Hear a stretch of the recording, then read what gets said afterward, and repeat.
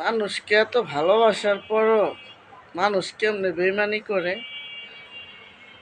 মানুষকে ভালোবাসে, তার মন থাকে নরম, তার মনটা থাকে ভালো।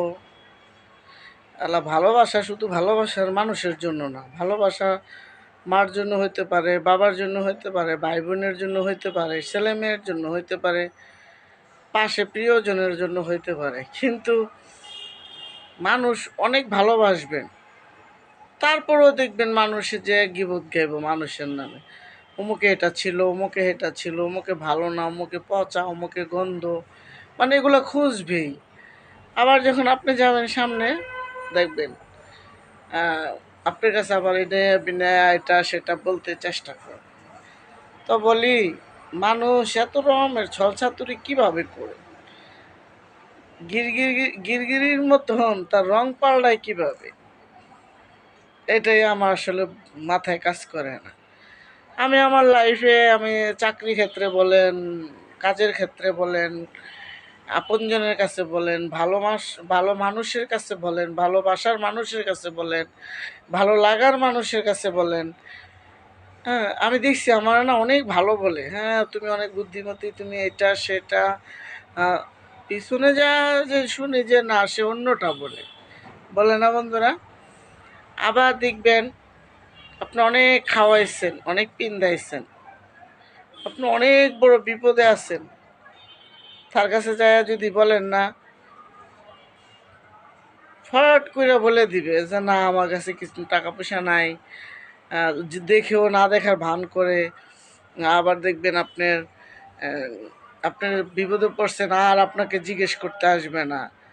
তারপরে বন্ধুরা, তুমি একটু জোরে হাসবে না, ঘরে বসে দেখবে দৌড়ে লোক আসবে, কি হয়েছে, কিরে তুই এত জোরে হাসিস কে, আজকে কি ভালো আছিস নি, মনটা ভালো নেই? যাক, ভালো থাকলেই ভালো, মানে মুখটা এমন করে বলবেন বন্ধুরা, তো মানে চিন্তা করতে পারবেন না। তো যাই হোক, আসে যখন আবার একটু কষ্টে থাকবেন বা পড়ে গেছেন, যে কোনো হইতেই পারে, আপদ বিপদ আসতেই পারে, এটাও পর আল্লাহ, আপনার তো আর ইচ্ছা করে আনেন না।